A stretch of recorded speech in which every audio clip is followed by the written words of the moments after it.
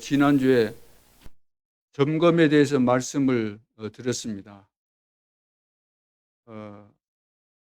뭘 여러분들이 확인하셨습니까? 전도자로서 나를 점검해 보셨을까요? 또 나와 관계된 교회는 어떤 상태에 있는가 또 점검해 봐야 되는 것이고, 또 내가 하나님의 자녀의 전도자로서 내가 살고 있는 현장, 나와 관계가 있기 때문에 내가 살고 있는 그 지역, 그 현장은 어떻든가요?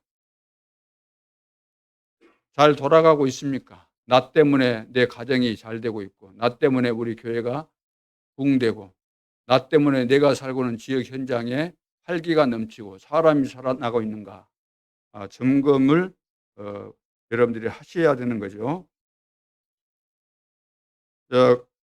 그러기 위해서는 우리가 이것을 잘하기 위해서 확인해야 될 것이 있습니다. 확인. 세 가지 꼭 여러분들이 확인을 해야 돼요. 늘 확인해야 됩니다. 첫째는 여호와의 존재를 먼저 확인해야 됩니다. 내가 섬기는 그 하나님, 눈에 보이지 않지만 정말로 그 하나님은 지금도 살아계시는가? 그분의 절대 주권 속에 이 세상이 돌아가고 있는가? 이 부분에 대해서 늘 확인을 해야 됩니다. 그렇지 않다면 나는 하나님과 상관없는 그 길을 또 걸어가고 있겠죠. 육신대로 살 수밖에 없겠죠. 오늘도 하나님은 살아계시는가? 두 번째는 나의 존재를 확인해야 됩니다. 나는 누구인가? 내가 하나님의 자녀가 맞는가? 내가 전도자가 맞는가? 전도자가 맞다면은 내 삶의 1순위가 하나님이 맞는가? 내가 무엇을 1순위로 정하고 선택을 하고 내 삶을 살아가고 있는가? 세 번째는 사역을 확인해 봐야 됩니다. 내가 해야 될 일, 사역, 하나님께서 나에게 맡기신 일은 제대로 되고 있는가? 내가 직장에서도 해야 될 일이 있겠고, 또 전도자로서 하나님께서 중요하게 보시는 전도운동, 나에게 맡기신 교회 일, 또 현장에서 말씀운동, 이런 것들을 제대로 하고 있는가, 되고 있는가, 나의 이런 전반적인 영적인 상태를 늘 점검하고 확인하는 것이 굉장히 중요한 부분이죠. 안 되는 이유는 바로 이런 부분이 매일 확인되어지고 점검돼야 되는데 안 되고 그냥 살기 때문에 예전에 내 모습대로 나도 모르게 그렇게 살아가시게 되는 거죠. 그래서 오늘 자유인과 종이라는 제목으로, 오늘 본문 내용은 지금 현실적으로 볼 때 아마 237 나라에 적용이 거의 안 되리라고 봅니다. 왜냐하면 종 제도가 지금 없잖아요. 종이 없어요. 오히려 예전에 종이었던, 종살이했던 흑인들, 노예들이 이제는 무슨 운동하죠? 그 인종차별하지 말라. 그래가지고 오히려 더 데모하고 더 거세게 이렇게 반발하고 하기 때문에 어떤 의미에서는 그 현실적으로 볼 때는 이것이 반대 현상으로 지금 나타나고 있다고도 할 정도로 그런 시대가 됐습니다. 그러면 오늘 말씀은 필요 없는 말씀인가? 그거 아니죠. 하나님께서는 그 종에 대한 그런 내용들도 얼마나 이렇게 세밀하게 또 말씀을 주셨는지, 종이 있는 그 시대에는 종을 어떻게 대할 것인가, 이런 부분에 대해서 세밀하게 말씀하고 계시고, 우리는 그 원리를 오늘도 이해하고 이 비밀을 내 삶에 적용하는 것이 필요한 부분이죠. 그러면 서론에서 우리가 반드시 해야 할 전도자의 확인입니다. 전도자는 반드시 확인을 해야 돼요. 뭘 해야 될까요? 무엇을 확인해야 될까요? 첫째, 왜 나에게만 고통을 주시는가? 왜 나에게만 고통을 주시는가? 하박국 선지자도 그런 이야기 했잖아요. 그 당시 너무나도 하나님의 백성들이 억울하다는 거죠. 악한 자들은 악한 짓을 하는데도 불구하고 펄펄 살아있고 잘 살고 그러는데, 하나님의 백성들은 정말로 힘들게 살고 억울하고 그런다는 거죠. 이런 것에 대해서 항변이라도 하듯이 많은 사람들이 그런 불평을 내놓을 수 있습니다. 나는 하나님의 자녀고 일평생 내 나름대로 신앙생활 잘했는데 왜 나에게는 이렇게 질병이 떠나가지 않고 하는 일마다 안 되고 왜 그럴까? 또 우리 자녀들은 왜 기도했는데도 불구하고 기도한 대로 잘 돼야 될 텐데 안 되고 빗나가고 이렇게 될까? 왜 나에게만 고통을 주시는가? 거기에 이 부분에 대해서 확인해야 되겠죠. 그리고 왜 광야 40년을 가게 하셨는가? 이스라엘 백성들 출애굽에서 광야에서 40년 머물러 있어야 될 이유가 없었을 텐데 머물러 있었거든요. 일주일이면 가나안 땅에 들어갈 수 있었는데 왜 하나님은 굳이 40년 동안을 그곳에서 안 보내고 광야를 빙빙 돌도록 만들었을까? 다 이유가 있는 거죠. 우연히 그런 거 아니고 하나님의 계획이 있습니다. 광야길이라는 것은 어려운 길 사실이지만 불안할 일이 아니죠. 아무리 어렵다고 해서 불안할 것은 없잖아요. 하나님의 백성인데 하나님께서 보호하시고 인도하시는데 그런데도 불구하고 이스라엘 백성들은 불안해가지고 벌벌 떨고 하나님이 말씀하셔도 그거 안 믿고 하나님 믿으면 평안할 텐데 인도받으면 다 될 텐데 늘 불평하면서 그렇게 했죠. 광야길은 힘든 길이 사실이지만 망하는 길이 아닙니다. 반드시 가야 할 길이죠. 반드시 통과해야 될 길입니다. 반드시 가나안 땅에 들어가게 돼 있습니다. 그런데 왜 40년이냐 그 말이죠. 하나님은 이때 가나안 땅에 들어갈 수 있도록 준비가 안 되어 있었기 때문에 준비를 시키신 겁니다. 여러분들이 복음을 받고 지금 20년이 됐네, 25년이 됐네, 30년이 됐네, 그렇게 말할 수 있겠죠. 그런데 왜 나는 안 되는가? 되는 사람도 있는데 왜 나는 안 되는가? 이런 질문을 할 것입니다. 거기에는 다 하나님의 계획이 있고 이유가 있는 거죠. 확인하라는 겁니다. 왜 그랬을까? 하나님이 지금 나를 준비시키고 있다는 거죠. 다른 말로 한다면 나는 준비가 된 것으로 생각해서 응답이 안 온다고 하나님 앞에 원망 비슷한 그런 생각과 감정을 가질 수 있겠지만 하나님은 아니라는 겁니다. 너는 아직 준비가 안 됐다. 이스라엘 백성들 40년을 준비시킨 겁니다. 잘 깨달으시면 많은 응답이 오늘 오게 될 줄로 믿습니다. 대적들을 두려워하지 말고 위기에 속지 말아라. 아무리 대적이 있다 한들 위기가 온다 한들 망할 이유가 없잖아요. 이스라엘 백성들은 하나님이 선택했고 보호하시고 반드시 가나안 땅에 들어갈 것이 맞기 때문에 그래서 언약은 변하지 않는다는 거죠. 언약의 흐름을 그렇다면 우리는 따라가야 될 줄로 믿습니다. 언약대로 되는 거죠. 분위기에 따라서 되는 거 아니고 내가 막 겁먹었다고 해서 겁을 준 그 환경대로 내가 되는 것이 아니죠. 내가 낙심했다고 해서 낙심으로 끝나는 것이 아닌 거죠. 염려했다고 해서 내가 염려로 끝날 인생이 아니다 그 말입니다. 염려에 사로잡히지 말고 낙심하지 말고 절망하지 말고 언약 붙잡고 나아가라. 언약대로 하나님께서 이루실 것이기 때문에.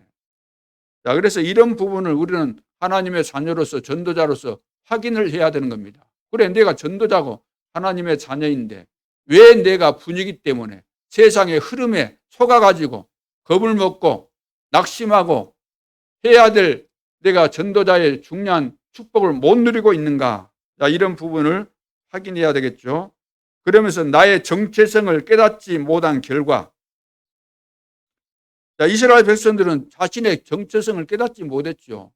하나님은 이스라엘 백성들을 선택하시고 개인을 하나님께서 축복하시고, 자, 그래서 24시 하나님을 바라보면서 행복하고 임마누엘 누려야 되는데 24시 임마누엘이 아니고 원망을 누렸잖아요. 24시 불평을 누렸잖아요.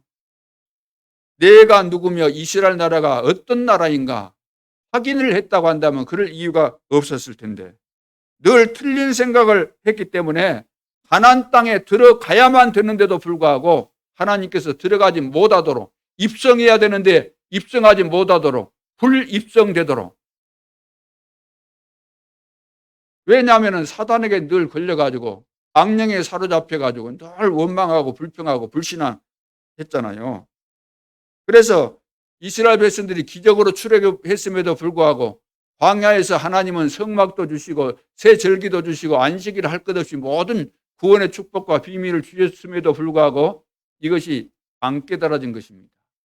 그래서 늘 자리 싸움하고 물질 중심으로 다투고 이것 때문에 옥신각신하고 사람 소리에 휘말려서 사람 말 들으면 완전히 은혜를 받아가지고 하나님 없다 그러고 하나님 대적하고 지도자 원망하고 그렇게 산 것입니다. 그래서 나의 정체성을 깨닫지 못한 결과가 이런 비참한 증거로 나타나는 거죠. 그러면 나의 정체성을 깨달은 자의 결과는 어떻게 나타납니까? 이 사람들은 올바른 생각을 한 거죠. 말씀에 근거해서 말씀을 붙잡고 말씀대로 될 것을 믿고 거기에 합당한 생각을 하게 된 거죠. 이런 사람은 가나안 땅에 입성했습니다. 들어갔다는 이야기예요. 젊은 세대들은 광야에서 태어난 이 젊은 세대들은 다 들어갔고 어른들 기성세대 가운데는 2사람밖에 못 들어갔다는 겁니다. 2사람만 들어가고 나머지는 생각이 안 바뀌고 체질이 안 바뀌니까 이 사람들을 죽이는데 40년이 걸린 겁니다. 그리고 새로 태어난 자들을 이제 복음의 사람으로 하나님의 사람으로 믿음의 사람으로 준비시키는데 걸린 시간이 40년이다 그 말이에요. 자, 그래서 나의 정체성을 깨닫고 여기에 합당하게 하나님과 함께 동행하는 이런 사람들에게는 성령께서 역사하시고 하나님께서는 천사를 보내서 보호하시고 하나님의 뜻과 계획을 이루시는 거죠. 그래서 전무후무한 백성이고 전무후무한 응답을 받았고 이 사람들은 전무후무한 미래를 가지고 있었던 자들이고 결국 쓰임받았던 모든 사람들은 시대를 초월해서 전무후무한 증인으로 쓰임받았습니다. 오늘 이 시대에도 하나님은 전무후무한 응답을 우리에게 주셨는데 오직 복음, 오직 그리스도, 오직 하나님의 나라. 자, 이 비밀 가진 자들을 통해서 하나님은 전무후무한 응답을 준비하셨고 그 증거를 지금도 주고 계시는 거죠. 자, 이 축복이 없어져 버린 시대에 하나님께서 시대적 축복을 몰아붙여서 지금 주고 계시는 시대가 이 시대입니다. 전반적으로 위기 만난 것 같고 재앙시대라고 말하지만 어떤 의미에서는 최고의 축복의 기회가 숨겨져 있는 이 시대에 하나님이 우리를 부르신 거죠. 그러니까 우리는 어마어마한 축복 가운데 태어났고 이 축복의 시간표 속에 지금 있는 것이죠. 시대살릴 주인공들입니다. 이 비밀을 알면은 모든 것이 다 길이 되고 문이 되는 거죠. 어떤 장애물도 길이 되고 축복이 되고 그러나 이 비밀을 모르면 모든 것이 다 적이 되는 것입니다. 방해 요소가 되는 것이고 장애물이 되는 것이고 걸림돌이 되는 것이고 그러니까 똑같은 사건이라도 보는 시각에 따라 완전히 다르잖아요. 언약의 사람이 믿음의 사람이 볼 때와 불신앙의 사람이 볼 때는 완전히 정반대의 시각으로 보게 되고 그런 결과로 나타나게 되는 거죠. 그래서 반드시 해야 할 전도자의 확인. 왜 나에게만 고통을 주시는가? 왜 이스라엘 백성들, 언약의 백성들인데 40년 동안 그렇게 광야에 힘든 그 광야에서 40년 살게 하셨을까? 이때 나의 정체성을 깨닫는 자와 깨닫지 못한 자의 결과들을 우리가 보면서 오늘 이 시대에 특별히 우리는 하나님의 은혜를 받고 구원받아서 또 세계 복음화해야 될 전도자로 하나님이 부르셨는데 나는 어떤가? 내 자신을 이들과 비교하면서 확인해보는 그런 시간이 반드시 되어져야 될 줄로 믿습니다. 본론에서 반드시 그러면 붙잡을 증거가 뭘까요? 반드시 붙잡을 증거. 자, 하나님은 모세에게 이제 그 말씀을 하시는데 말씀할 때마다 모세가 이제 뭐 과거의 상처도 있고 과거 뭐 경험 있잖아요. 그런 것 때문에 여기에 걸려가지고 못한다, 나는 할 수 없다, 또 나이가 많다, 뭐 나는 입이 뻣뻣하다, 늘 안 된다는 거예요. 하나님이 뭐 너 가라 그러면은 바로에게 가라 말해라 그러면 아멘하고 하면 될 텐데 늘 못한다는 거죠. 그래서 중대한 말씀을 주시면서 증거를 주겠다. 내가 너와 함께 하겠다. 증거 줄 테니까 가라. 내가 말한 대로 가라. 가면은 내가 증거 주겠다. 실제로 갔더니 증거를 계속 주시잖아요, 하나님이. 지팡이를 가지고 지팡이를 가리키만 해도 기적이 일어나고, 그렇죠. 지팡이를 던지면 또 뱀이 되고, 말씀 따라서 가면은 하나님이 증거를 주시게 되어 있는데, 우리는 현실 앞에서 또 상상까지 하면서 미리 예측까지 내 나름대로 하면서 안 된다는 거예요. 못 한다는 거예요. 못 간다는 거예요. 그래서 하나님이 계속해서 너와 함께 하겠다. 내가 여호와다. 너와 함께 하겠다. 염려하지 말아라. 그래서 신앙생활에서 승리하려면은 하나님의 말씀의 증거를 붙잡아야 됩니다. 하나님의 말씀의 증거를 안 붙잡으면 우리는 늘 현실 앞에서 실패하게 돼 있는 거죠. 말씀의 근거에서 나가면 되는데 하나님을 안 믿는데 하나님의 말씀이 어떻게 믿어지겠습니까? 성경을 하나님의 말씀으로 안 믿는데 어떻게 성경을 믿겠습니까? 설교를 통해서 하나님이 말씀해 주시는데 이 사실을 부정하는데 어떻게 하나님의 음성을 듣고 하나님의 말씀이 믿어지겠습니까? 그러니까 증거 일어날 수가 없는 거죠. 말씀을 붙잡아야지.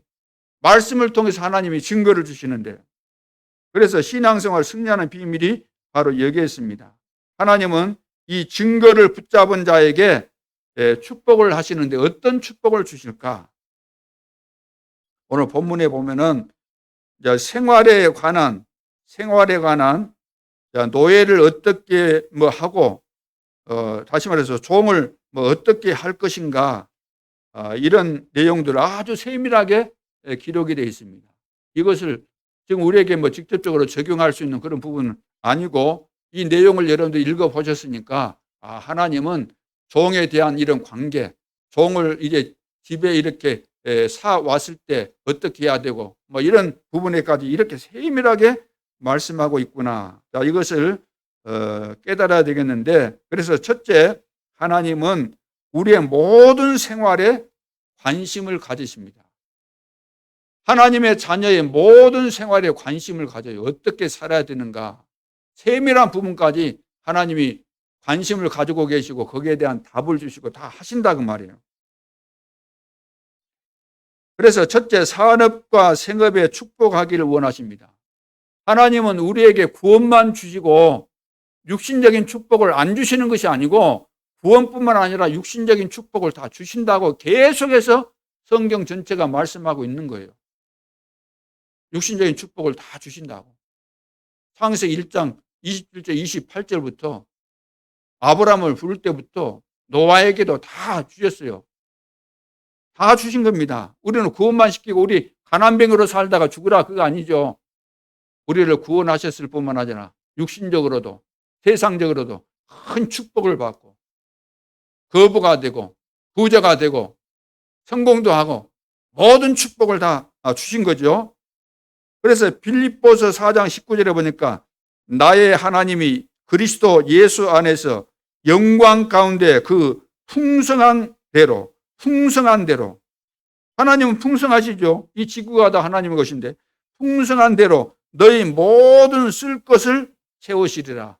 너희의 모든 쓸 거, 써야 될 거, 우리에게 필요한 거 다 채우신다는 겁니다.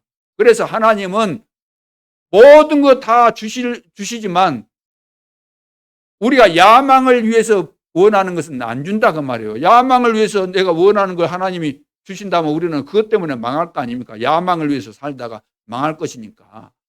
그래서 하나님은 우리에게 모든 것을 주시기를 원하시는데 우리에게 필요한 것을 주신다. 필요한 거. 애들 그 수준에 필요한 거 있는 것입니다. 그러면 애들에게 그 필요한 것을 줘야지. 필요 이상의 것을 주면 오히려 그 애들에게 도움이 되는 것이 아니잖아요. 나에게 예를 들어 여러분들은 지금 생각이 나 한 100억 정도 있었으면 좋겠다. 그런 생각도 해볼 수 있겠죠. 그러나 왜 안 주실까요? 또 100억 달라고 기도하기도 또 좀 그렇죠. 이건 아니다 싶은 생각도 들 겁니다. 똑똑한 사람은. 왜? 줘도 사실 내가 욕심 가지고 그거 달라고 해도 줘도 그거 사용 못 하는 겁니다. 돈을 우리가 버는 것도 중요하지만 돈을 돈답게 쓸 줄 알아야 되는데 거의 다 못 쓰거든요. 주면은 그런 돈 달라고 해가 주면 뭐 하는 데 쓰겠어요? 세계 복음 하는 데 쓰겠어요? 아니면은 흥청망청하고 오만 동네 온 세계 막 코로나도 문제가 안 되고 다 쏘다니고 돌아다니면서 다 쓸 거 아닙니까? 다 뻔한 거잖아요. 그래서 하나님이 안 주시는 겁니다.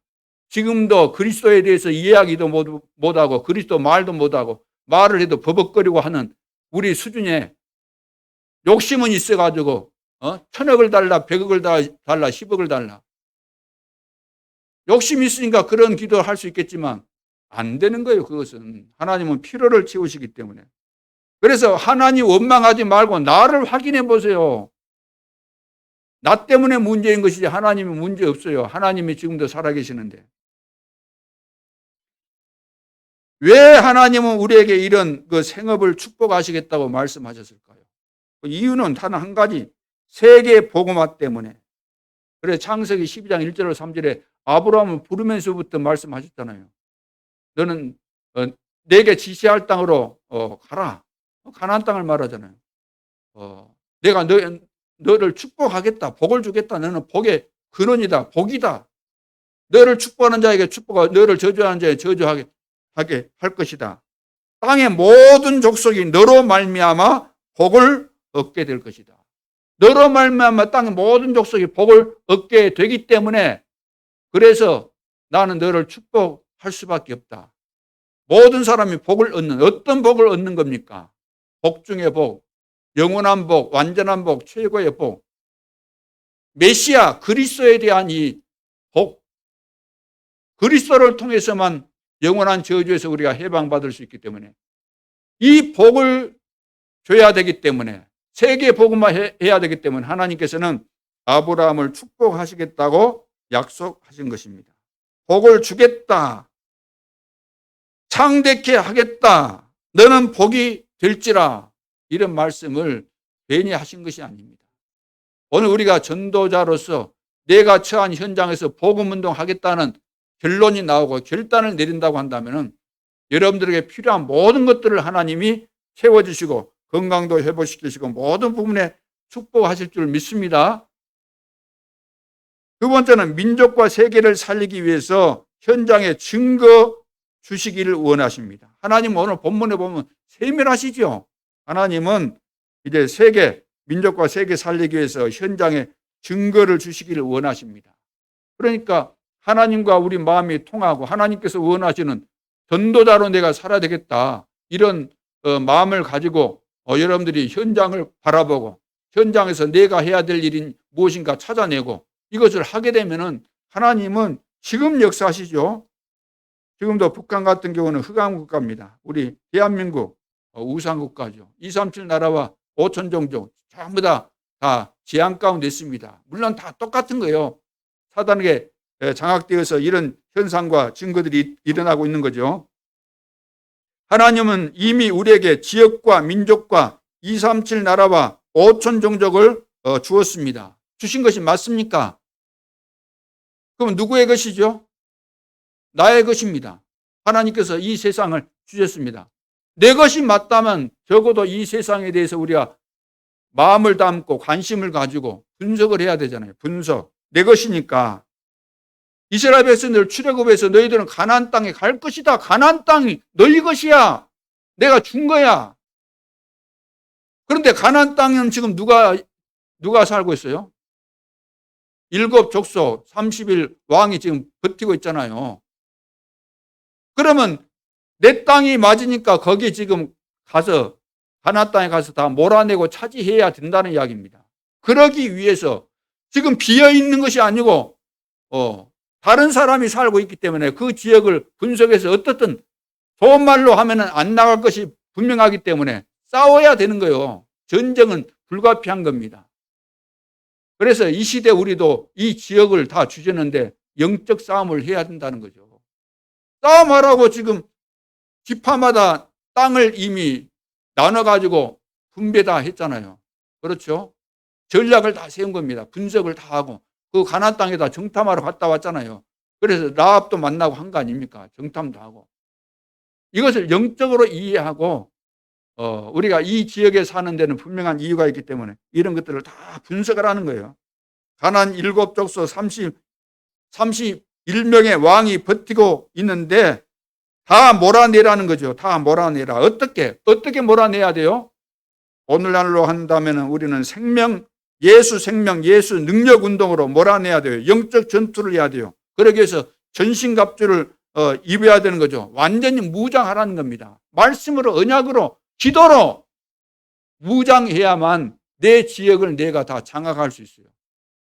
뺏겨가지고 좀 오히려 주인이 지금 뺏겨가지고 벌벌 떨고 있고 쫓겨날 판이에요.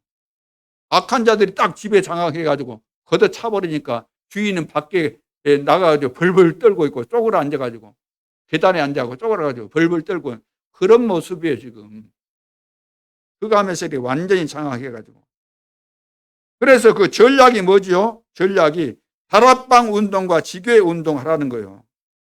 지역을 나눠서 지역을 나누라 이 말은 여러분들이 이미 지역에 살고 있잖아요. 하나님이 그 지역 살리라고 이미 다락방 하기 이전에 다 심어놓은 거예요. 미리서 하나님이. 그럼 빨리 눈치채고 이 지역을 나에게 주셨구나. 그러면 내가 여기서 생명운동을 해야 되겠구나. 다락방 운동, 지교회 운동을 해야 되겠구나. 자, 이렇게 깨달아져야 되는 거죠. 그래서 전도 제자 중심으로 우리 중직자들 중심으로 이제는 예비 지교회를 이제 선정해 가지고 이제 마지막에 그야말로 마지막에 계속해서 말씀드렸지만 여러분들이 전혀 움직이지를 않고 그러는데 이제 마지막 기회입니다. 코로나까지 주시면서 깨닫도록 지금 하시는데 정신 안 차리면 안 되는 거죠. 어느 날 보세요. 제가 처음 왔을 때는 다들 젊으셨는데 지금 보니까 나이가 드시고 뭐 이러잖아요. 그러나 기회를 지금 이래서 놓치고 저래서 놓치고 봄이라고 놓치고 여름이라고 놓치고 겨울이라고 놓치고 눈 온다고 놓치고 비 온다고 놓치고 피곤하니까 놓치고 아프다고 놓치고 그러면서 세월 다 간 겁니다. 20년 30년. 이제 회복해야 될 줄로 믿습니다. 축복 다시 다 회복해야 돼요. 이제 시간표가 온 겁니다. 이 시대는 가짜는 다 무너지고 진짜만 살아남는 시대. 하나님은 진짜를 통해서 세계 복음화 하시는 그런 시간표가 왔기 때문에. 그래서 민족과 세계 살리기 위해서 현장의 증거를 하나님이 주시기를 원하신다. 문제는 우리가 하나님의 의도를 알고 결론을 내리고 결단을 내리고 그렇지 남은 인생 이제 속지 않고 하나님께서 준비해 놓은 축복을 내가 현장에서 다 회복시키고 살려야 되겠다. 여수를 정말로 복음의 도시로 만들어야 되겠구나. 예수 도시로 만들어야 되겠다. 두 번째, 하나님은 그리스도의 비밀을 가진 자에게 모든 삶을 축복하고 인도하십니다. 그리스도의 비밀을 가진 자에게 모든 삶을 축복하고 인도하신다 그 말이에요. 오늘 본문에 보니까 세밀한 부분까지 다 말씀하고 그러죠. 뭐 종은 어떻게 하고 뭐 자유를 뭐 줄 때 어떻게 하고 또 계속해서 내 집에서 살겠다 그러면 귀 또 이렇게 뚫어가지고 뭐 해주고 그런 내용들 다 지금 나와 있잖아요. 자, 그러면 첫째, 인간의 모든 문제의 원인이 뭘까요? 인간의 모든 문제의 원인은 창세기 3장에서 시작된 겁니다. 그래서 창세기가 굉장히 중요하죠. 성경책에서 창세기가 빠져버리면 그건 성경도 아니라고 할 수 있어요. 그렇죠. 아구가 딱 맞아야 되는데 창세기가 빠져버리면 처음 시작하는 그 중요한 내용들이 기록되어 있는데 그 빠져버리면 성경을 이해할 수가 없거든요. 그래서 어떻게 사단은 귀신같이 아니까 그래서 신학자들이 일어나서 창세기는 하나님의 말씀이 아니다, 신화다, 별소리를 다 한 겁니다. 누가? 불신자가 말한 거 아니고 누가? 평신도가 말한 거 아니고 똑똑한 이 훌륭한 똑똑하고 훌륭해서 공부 많이 한 이 신학자들이 연구를 하더라도 어떻게 그런 연구를 합니까? 누구 조정받고 누구 영향을 받아서 그렇게 연구가 되었을까요? 예수 믿는다는 표시는 냈을는지 모르지만 그 중심에는 귀신이 도사리고 있었고 그 흑암에 걸려 있었기 때문에 연구를 해도 꼭 그런 망할 연구만, 귀신에게 잡혀가지고 그 틀린 연구만 하게 된 거예요. 그러니까 신학이라고 해서, 신학이라는 건 뭡니까? 성경을 바르게 이해하도록 돕기 위해서 만들어진 것인데 신학의 노예가 돼가지고 성경도 모르고 하나님의 의도도 모르고 그래 다 망하는 겁니다. 신학자라고 해서 안 망합니까? 하나님의 의도와 다른 길을 가고 있는데, 다른 일을 하고 있는데. 창세기 3장 육신, 아담과 하와가 육신에 딱 걸려버려요. 육신에. 선악과 따먹어라. 먹어버리잖아요. 먹으면 죽는다고 했는데, 반드시 죽는다고 했는데 먹는 것 때문에 당하게 됩니다. 그러니까 이 말이 무슨 말입니까? 결국은 나 때문에 내가 망한다는 겁니다. 나 때문에 망하는 거예요. 선악과 때문에 망한 거 아니에요. 선악과 이러면 또 하나님 때문에 망한다는 그런 이야기가 되는 거예요. 하나님이 주신 선악과 때문에 망했습니다. 그럴 거 아니에요, 다들. 사단 때문에 내가 망했습니다. 그건 이유가 안 돼요. 내가 문제죠. 내가 문제입니다. 나 때문에 그런 거예요. 내가 주인 된 것 때문에 문제 아닙니까? 그래서 교회 안에서뿐만 아니라 어디서든지 하나님의 자녀들은 자기 주장할 필요가 없어요. 교회 안에서도 목사가 자기 주장해서도 안 되고 장로가 또 자기 주장해서는 안 돼요. 왜? 여기는 하나님의 집이고 전부 다 심부름꾼이니까. 몸된 교회를 섬기라고 다 세워놨으니까 모든 직분자들이 다 겸손하게 섬기는 마음 가지고 하나님의 뜻이면 아멘 하면 되는 거예요. 그러니까 내가 어떤 권위를 주장하고 내 주장할 때 그것이 바로 사단의 타켓이 되는 거죠. 공격 대상이 되기 때문에 당할 수밖에 없는 거죠. 이처럼 내가 이렇게 걸려든 겁니다. 걸려든 결과가 뭐죠? 영적인 눈은 완전히 감겨버리고 육신적인 눈만 탁 밝아지잖아요. 벌거벗고 살 때도 아무런 문제가 안 되는데 그때부터 눈이 열려가지고. 그래서 창세기 3장 16절로 20절을 고통 속에서 영원히 살 수밖에 없는 이런 결과들이 오게 된 겁니다. 하나님께서 다 저주하셨잖아요. 여자는 해산의 고통, 남자는 땀 흘리면서 살아야 되고 땅도 저주받아서 가시 넝쿨을 이렇게 내게 된다. 그러면서 자, 그런 상황에 있는데 이 사실이 안 깨달아지면은 우리가 거기에 대한 해결책을 찾을 수도 없고 알 수도 없잖아요. 찾을 수가 없는 겁니다. 내가 이 심각한 역에 걸려 있구나라는 사실을 이해 못하면은 그러면 여기에서 빠져나온 길이 무엇인가라고 질문할 수가 없는 거예요. 그런데 지금 이스라엘 백성들은 아직도 여기까지 이해가 안 된 겁니다. 이해가 안 되기 때문에 여기서 빠져나오는 길에 대해서 질문할 것도 없고 이해할 수가 없는 거죠. 그래서 여기에 대한 답을 하나님이 주셨음에도 불구하고 아직도 그 답을 기다리고 있는 겁니다. 창세기 6장에 보면은 이제 시간이 지나면서 노아가 살던 시대인데 완전히 이 시대는 더 이제 깊이 또 들어가는 거예요. 더 확실하게 타락을 하게 되는데 네피림 시대가 된 겁니다. 다시 말해서 귀신에게 딱 사로잡힌 거예요. 완전히 육체가 되다 그래요. 육체가 됐다. 사람이 육체가 됐다는 육체가. 우리 인간을 하나님께서 이제 그 육신을 주시고 영혼을 주셨잖아요. 그러니까 이 영혼이 중요한 것인데 영혼은 다 쉽게 말해서 망가져 버렸다고 말해요.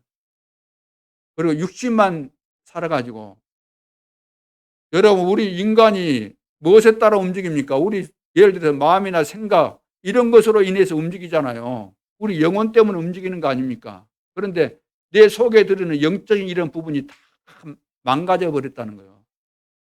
그러니까 육신, 동물적인 이런 본능으로 산다는 겁니다.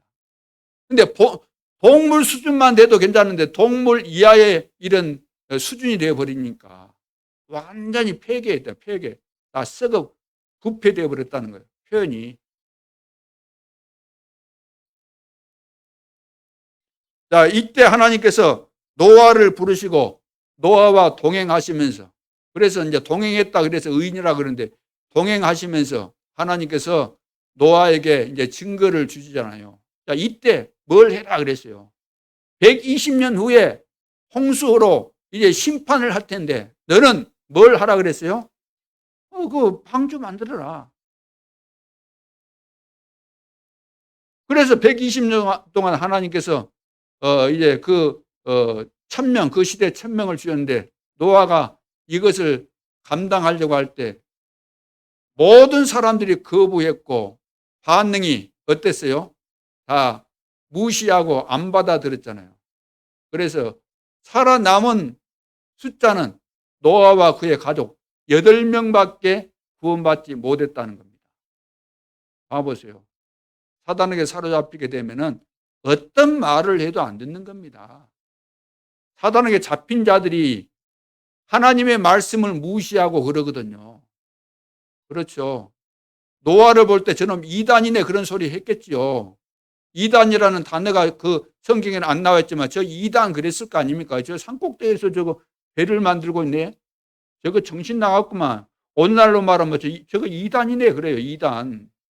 그렇죠. 사단에게 잡힌, 네피림에 잡힌 사람들은 늘 진짜를 보고 그렇게 말하거든. 이 시대에 봐보세요. 사단에게 뭔가 잡힌 자들이 올바른 복음만 말하면, 복음 운동하면 이단이라고 그러잖아. 오늘 저 다락방 신문인가 또 보니까 이단 만드는 사람들이 저 심각하다는 거, 그런 주제가 있는 것 같더라.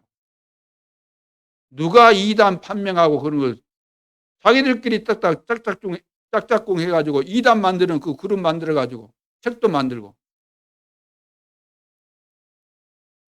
진짜 이단 같으면 하나님이 처리하실 거 아닙니까? 이단이 무서워갖고 뭐 겁먹어갖고 못합니까? 하라는 전도운동은 안 하고 이단 만드는 뭐 하고. 이단이 뭔지도 모르면서. 복음 모르는 사람이 이단 아니에요? 복음으로 답도 안 나오고 전도운동도 못하고. 전도나 해봤겠습니까? 전도나 하겠습니까? 진짜 기도의 비밀을 누리겠습니까? 그래서 다 망한 겁니다.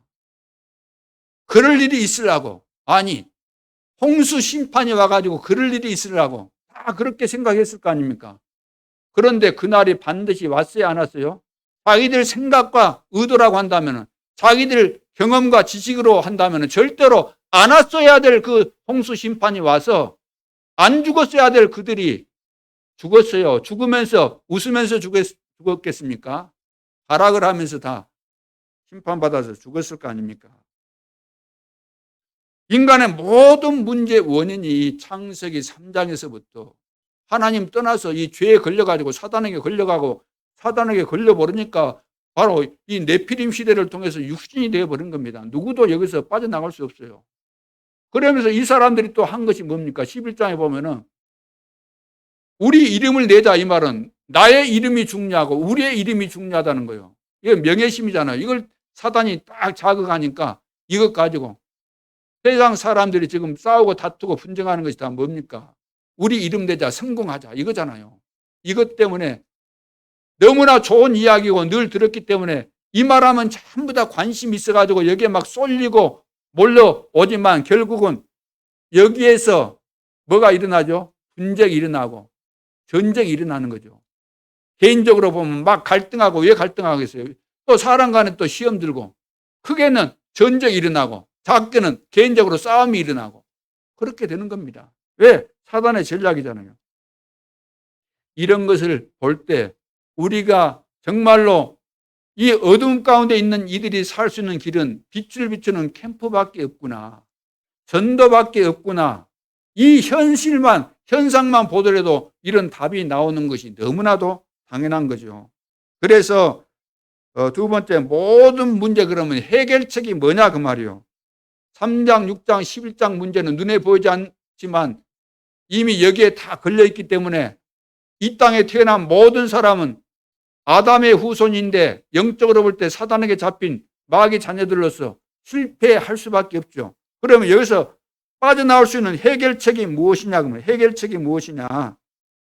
세상에는 이 문제에 대한 해답이 절대로 없습니다. 없기 때문에 하나님께서 답을 주신 겁니다. 다 망하게 할 수는 없잖아요. 하나님께서 만드신 피조물인데. 그래서 답을 주었는데 창세기 3장 사건 일어났을 때 여자의 후손이 와야만 된다. 우리를 구원하실 메시아가 오셔야 된다. 노아보고는 그래서 방주를 만들어야 된다. 방주 안에 들어간 자는 살게 된다. 그건 누굽니까? 예수님을 말씀하고 있잖아요. 그리고 바벨탑 쌓고 다 그 하나님께서 무너뜨렸잖아요. 언어를 혼잡게 해서 일을 하지 못하도록. 공사를 하다가 다 중단할 수밖에 없어요. 폐해가 되어버린 거예요. 그 쓸모없는 거죠. 집을 건축하려고 하면은 뭐 예를 들어서 낙성식이라 그럽니까? 교회로 말한다면 헌당식으로 해야 될 거 아니에요. 짓다가 말고.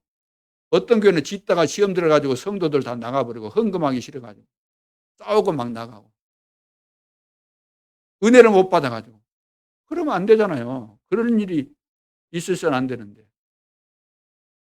그래 바벨탑 막 들떠가지고 바벨탑 짓겠다고 꼭대기까지 올리겠다고 하고 있었는데 하나님께서 언어를 혼잡게 하니까 다 그만두고 뿔뿔이 흩어지게 된 겁니다. 고생만 한 거죠. 여기서 살 수 있는 길은 가나안 땅 가라는 겁니다. 아브라함을 불러가지고 가나안 땅에 가라. 왜? 메시아가 오실 땅, 메시아를 통해서만이 우리가 이 저주에서 해방받을 수 있는 유일한 길이 된다. 그래서 메시아를 보내겠다 그 말이에요. 그래서 그리스도 이름을 부를 때만, 그리스도의 이름을 우리가 믿을 때만 어떻게 되죠? 성령께서 임하게 됩니다. 내 안에. 그래서 내 안에 오게 되는 이것이 바로 구원이죠. 우리는 예수가 그리스도라는 사실을 깨닫고 믿고 영접함으로 인해서 성령께서 내 안에 내주하고 계십니다. 이걸 보고 구원이라고 합니다. 구원받는 순간에 사단의 손에서 지역 권세에서 저주 권세에서 완전히 우리는 해방을 받게 된 거죠. 그래서 오직 그리스도입니다. 그런데 그리스도 그러면 되지 뭐 목사님 또 오직 그 단어를 꼭 써야만 됩니까? 쓸 수밖에 없는 거예요. 이 비밀이 깨달아지면. 성경은 오직을 지금 계속해서 말씀하고 있잖아요. 자, 그래서 신앙생활을 잘 하려면은 막 열심히 무엇인가 막 해야만 직성 풀리고 그거 잘한 것으로 생각하지만 예를 들어서 여러분들이 뭐 철학 기도를 한다, 교회 나와서 봉사한다, 이것은 어떤 그 신앙생활 잘하는 결과들이지 그런 걸 잘한 것이 그 신앙생활 잘하는 것은 아니에요. 당연한 결과들일 뿐이지. 이 복음의 비밀이 내 삶에 적용되고 내 직장에서도 적용되고 인간관계에서도 적용되고 내 전문성 기능에도 적용이 되고 말씀 들으면 이것이 신앙생활 잘하는 거 아닙니까? 말씀을 들었을 때는 하나님께서 나에게 뭔가 말씀을 주셨으면 그것을 내 삶 속에서 전반적으로 적용을 잘 할 수 있어야 되잖아요. 예를 들어 칼이 우리 집에 있다. 칼이 집에 있다. 그러면은 칼이 있으면 그 칼 가지고 물론 주방에서 음식 요리할 때도 쓸 수 있는 거잖아요. 그러면은 어느 밧줄이 여기에 걸려갖고 이거 도무지 손으로 안 풀리고 그런다. 그럼 어떻게 해야 돼요? 주방 칼 가지고 가서 잘라내면 될 거 아닙니까? 근데 그걸 못 한다는 거예요. 이거 주방에서만 써야 되는데, 이거 호박 썰은 데만 써야 되고. 적용을 못 한다는 적용을. 어디든지 그것을 활용을 하면 될 텐데, 그렇게 이제 머리가 안 돌아가는 거지. 다른 말로는 지혜가 없다, 지혜가. 하나를 우리가 주면은 그걸 가지고 온 사방의 모든 부분에 적용이 돼야 될 텐데, 그게 안 된다는 거예요. 사실 그리스도는 내 인생의 영원한 해답이고 응답이고 다른 사람을 살리는 이것은 해답입니다. 그리스도가 아니면 살 길이 없어요. 그러니까 내가 그리스도를 통해서 이 축복을 매일 누리고 힘을 얻고 내 인생의 미래가 보여지고 나에게 주신 축복을 이 그리스도의 비밀을 가지고 최고로 이렇게 만들고 내 위치를 격상시키고 또 만나는 모든 사람을 살려주고 이것이 바로 그리스도입니다. 그래서 모든 문제 해결일 뿐만 아니라 모든 사건의 해답이 그리스도입니다. 그러면 지금은 어떻습니까? 지금도 여전하죠. 예수 그리스도는 어제나 오늘이나 영원토록 동일하신 분이십니다. 하나님의 말씀은 영원하잖아요.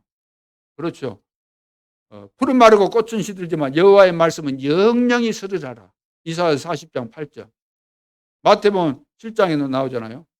하나님의 말씀은 1.1획도 변함없이 다 성취된다. 그래서 하나님은 그리스도의 비밀을 가진 자에게 모든 삶을 축복하고 뭐 하신다고요? 인도하신다 그 말이에요. 그러면 우리가 이 그리스도 안에서 이 축복을 누리고 그리스도와 함께 동행하면서 인도받고 남은 안 된다는 그런 불평 속에서 나는 될 수밖에 없는 그런 증거를 하나님이 주시는데 그 증거를 보여주는 이 시대의 전도자로 우리는 서야 될 줄로 믿습니다. 그리 되면 모델이 되는 거잖아요. 내가 모델 돼야지 그런다고 되는 게 아니라 하나님이 그 증거를 주심으로 우리에게 약속하신 그대로 다 되는 겁니다. 아브라함에게 약속한 대로 대표적인 축복, 불강력적인 축복 뭐 다 주시는 거예요. 다 주시게 돼 있잖아요. 근원적인 축복 다 주신 겁니다. 5가지 축복을 다 주시는 거죠. 그러면 세 번째, 하나님은 증인에게 축복하시죠. 증인에게. 하나님께서는 모세를 이리 불러서 모세에게 이제 중요한 미션을 주셨잖아요. 그래서 피제사에 대한 비밀을 가지고 출애굽하는 이런 어마어마한 기적을 이제 보게 하셨고 이 축복을 누리게 하셨습니다. 그뿐만 아니라 이것을 통해서 이제 모세가 그 증거를 딱 붙잡은 거 아닙니까? 유월절 어린 양의 피 바른 날 이런 기적이 있었구나. 이 증거를 붙잡고 가니까 어떤 일이 일어납니까? 오순절날, 오순절의 이런 비밀. 그 광야에서 40년 동안, 광야에서 40년 동안 하나님께서 옷도 헤어지지 않게 하시고 자 먹을 거 입을 거 하나님께서 다 책임지시고 수장절의 이런 축복 하나님이 다 예비하셨구나.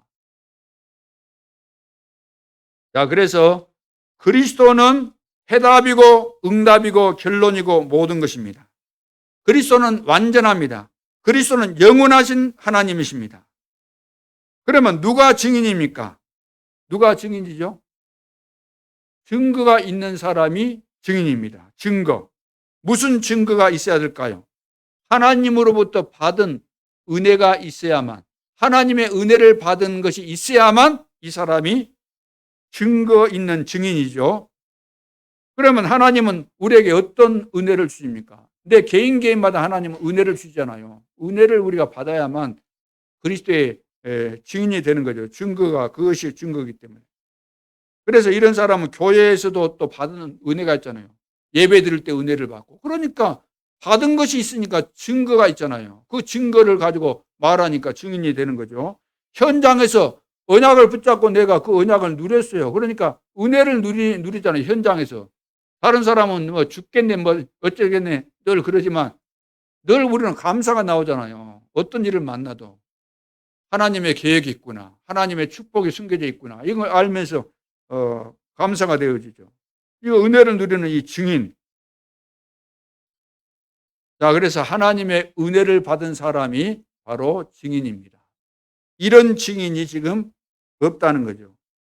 이런 증인이 돼야만 사람을 살리는데. 그래서 첫째, 우리는 현장의 그리스도의 증인입니다. 현장에서 그리스도의 증인.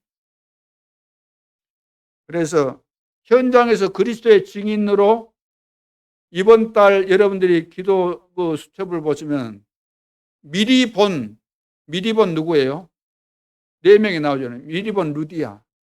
현장에서 미리 본 또 누구예요?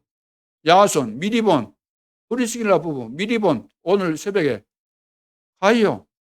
현장에서 이미 다 이 축복을 누린 거죠. 미리 본 자들이 현장에서 그리스도의 증인인데 어떻게 증인됩니까? 미리 봤으니까 내 집에 들어와 유하라 그런 거잖아요. 미리 봤으니까. 미리 봤기 때문에 바울을 잡으려 온 사람들에게 온 것 때문에 다 도망가는데 야손은 끝까지 버티고 자기가 다 책임지잖아요. 미리 봤기 때문에. 프리스길라 부부도 미리 봤기 때문에 평생을 바울을 돕고 전도자의 식주인 역할을 하잖아요. 가이오 같은 사람. 브리스길라 부부도 마찬가지고. 미리 봤다는 거예요. 오늘 우리도 현장에서 뭐가 돼야 돼요? 그리스도의 증인. 그래서 여러분들이 이 시대로 말하면 루디아고, 이 시대에 여러분들이 브리스길라 부부고, 여러분들이 바로 야손이고, 여러분들이 바로 현장 살리 가이오 아닙니까? 미리 본 자들, 시대적인 전도자들 아닙니까? 가장 축복받은 사람들. 그래서 만나는 사람에게 무엇을 간증해요? 그리스도를 내가 하나님의 은혜로 그리스도를 통해서 내 인생이 바뀌었고 모든 축복이 왔기 때문에, 이 증거를 가졌기 때문에 그리스도를 간증할 수밖에 없죠. 그래서 그리스도의 증거 있는 자는 사람을 변화시킬 수 있습니다. 사람 만나면 변화가 일어나게 돼 있어요. 나를 통해서 그리스도의 비밀이 증거되게 되어 있기 때문에. 그래서 이 땅에 영적 노예가 많지. 오늘 본문에 이제 그 실제적인 노예 이야기했지만 영적으로 볼 때는 지금 노예가 많습니다. 야, 이들에게 그리스도로 해답을 주고 응답을 줘야 됩니다. 우리 주변의 모든 사람이, 내가 알고 있는 모든 사람들이 다 노예예요. 돈 많다고 해서 노예 아닌 것이 아니라 그것도 돈의 노예고, 다시 말해서 사단의 노예인 겁니다. 사단의 노예이기 때문에 돈 줘가지고 돈에 잡혀서 빠져나오지 못하도록 만들고 있잖아요. 자, 우리가 만남 속에서 그리스도의 증인될 때 하나님은 가장 기뻐하십니다. 그리스도의 증인될 때 하나님은 우리를 기뻐하셔야 되잖아요. 얼마나 흡족해 하시겠어요. 어디를 가든지 누구를 만나든지 어떻게 복음을 전할까. 그래서 복음을 전하려고 애쓰고 복음 전하는 그 모습을 하나님이 보실 때 얼마나 기뻐하시겠어요. 그러니까 축복하시는 거죠. 하실 수밖에 없죠. 그러면서 사단은 막 벌벌 떠는 겁니다. 그리스도 이야기하면 너무 짜증나고 싫어요. 그래서 우리의 증거의 대상은 누굽니까? 그리스도를 말해야 되는 증거의 대상은 누구예요? 사실 우리는 그리스도를 말할 때, 우리 그리스도를 말할 때 이 그리스도의 비밀을 듣게 되는 그리고 들어야 되는 대상으로 말한다면 하나님이 다 듣고 있어요. 내가 그리스도의 비밀을 누리고 있는가 증거하고 있는가 하나님이 아세요? 몰라요? 다 알고 있다는 거예요. 마귀는 너무나 잘 알지요. 마귀가 너무 잘합니다. 그러면 여러분 자신은 알아요? 몰라요? 내 자신이 잘하는 거예요. 그리고 성도들이 알아요. 어떻게 알아요?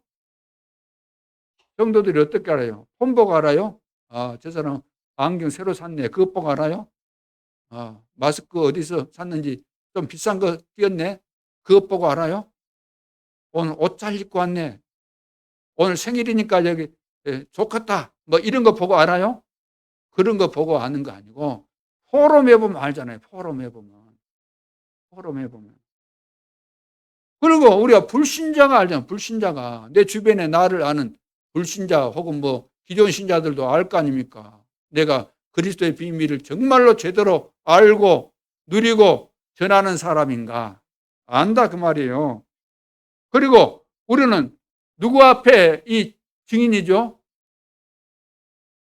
시대 앞에도 증인이에요. 시대 앞에도. 이 말이 무슨 말입니까?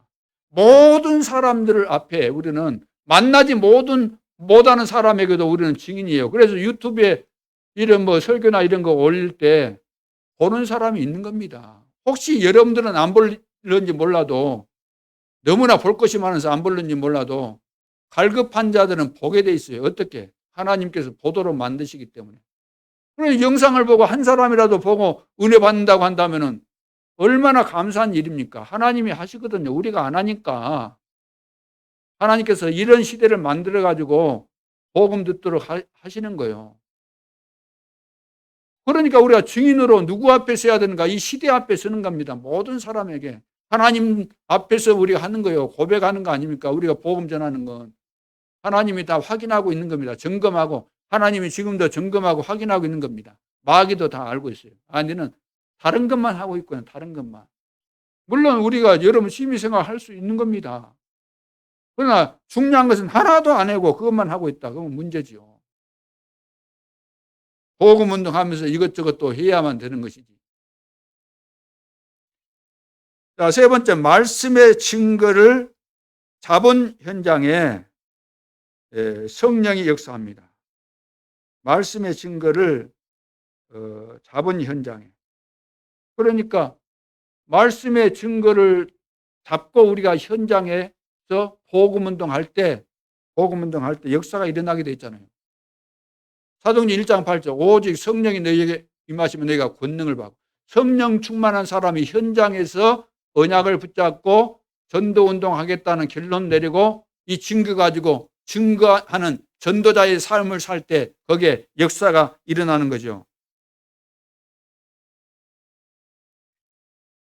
자, 그래서 우리 주변에는 전부 다 영적인 노예라는 거 꼭 기억하시고, 이들을 우리는 해방시키는 이 답을 가진 사람들입니다. 전도자입니다. 이 사실을 꼭 여러분들이 기억하시길 바라고, 결론으로 반드시 우리가 새로 시작해야 될 것, 첫째, 무엇부터 해야 돼요? 강단 메시지를 가지고 정리부터 해야 됩니다. 무슨 정리? 말씀 정리를 해야 돼요. 그럼 응답 따라오죠. 보호자의 축복이 임하게 되십니다. 그러면서 기도가 정리가 돼야 되죠. 시편 103편 20절에서 22절. 하나님의 뜻을 이루고 하나님의 말씀을 성취해가는 이 천군 천사, 시공간을 줄여서 역사하는 거죠. 그리고 사명을 정리해야 됩니다. 사명.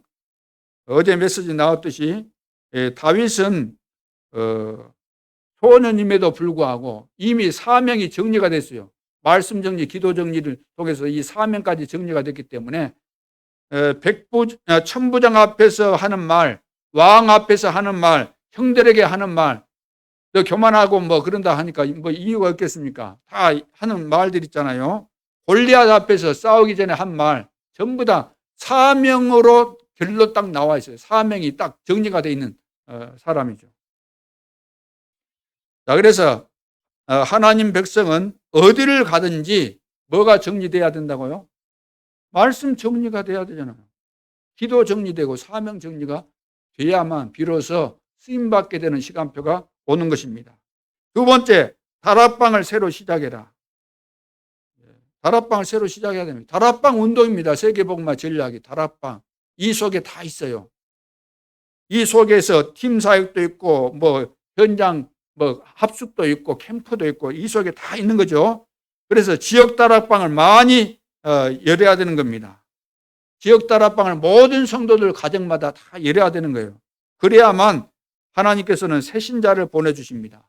하나님은 직접 교회로 보낸 거 아니고 현장에서 여러분들을 통해서 복음 받고 양육돼서 교회로 오도록 하는 것이 하나님의 방법이기 때문에 그래서 기존 신자가 다락방 운동인데 우리가 여기에 무관심했구나, 이걸 깨닫고 정말로 기도하면서 새로 시작하는 그런 시간표가 돼야 될 줄을 믿습니다. 그래서 기도로 새로 시작하고 또 혼자서도 하나님 앞에 집중하면서 다시 한번 내 인생을 점검하면서 새로 시작하는 그런 시간표가 돼야 되겠습니다. 마지막 세 번째, 전도 캠프 시대를 열어야 됩니다. 전도 캠프 시대. 그래서 캠프 메시지 우리가 금요일 날인가 봤죠. 기본 캠프, 거기에 보면은 5가지 캠프가 나옵니다. 굉장히 중요한 내용들이죠. 인생 캠프가 제일 먼저 돼야 된다.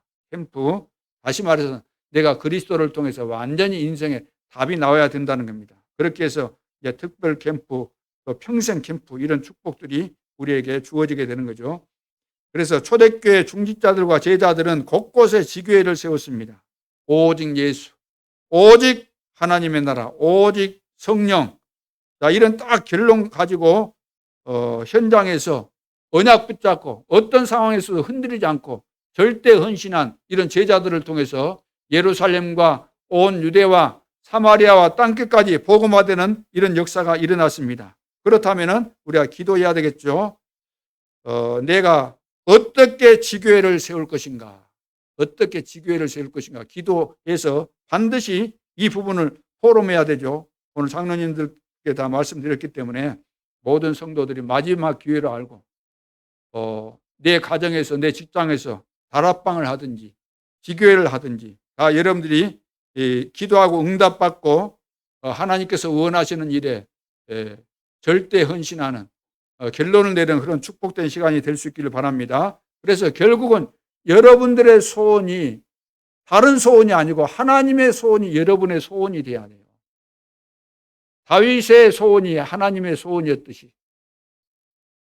그래서 여러분 주보를 보시면은 올해 24 현장의 응답 거기 나오죠. 전 성도의 가정마다 뭐 해요? 다락방 시스템, 전 중직자 가정마다 지교회 시스템, 전 렘넌트 학교마다 미션홈 시스템, 전 다민족 가정마다 문화 시스템. 그래서 3천 제자 운동의 주역이다. 그래서 300명 영접운동, 30명 제자, 3명 교회와 이런 내용들을 다 이미 말씀을 드렸고, 여러분들이 이런 내용들을 다시 붙잡고 도전해야 될 줄로 믿습니다. 그래서 목표가 237 복음화를 위한 새 시스템이 있는 성전 건축. 새 시스템이 뭡니까? 237 치유 서밋, 이방인의 뜰, 기도의 뜰, 아이들의 뜰 말하는 거죠. 그래서 한 지역을 살리고 한 나라를 살리고 한 인재를 키워라. 그래서 실천으로서 전도자의 삶을, 전도자의 이 언약, 전도자의 기도, 전도자의 전도 선교, 전도자의 이 결단, 전도자의 헌신, 이런 내용들을 여러분들이 붙잡고 새롭게 도전하는 축복의 한 주간 될 수 있기를 주님의 이름으로 축원합니다. 기도드리겠습니다. 하나님 은혜를 감사합니다. 준비된 축복을 볼 수 있는 영안을 열어주시고, 이제 하나님께서 가장 기뻐하시는 현장에서 그리스도의 증인으로 하나님의 소원을 이루어드리는 전도 제자가 되게 하시고 임마누엘 예수교회가 되게 하여 주옵소서. 지금도 살아계신 주 예수 그리스도 이름으로 기도하옵나이다. 아멘.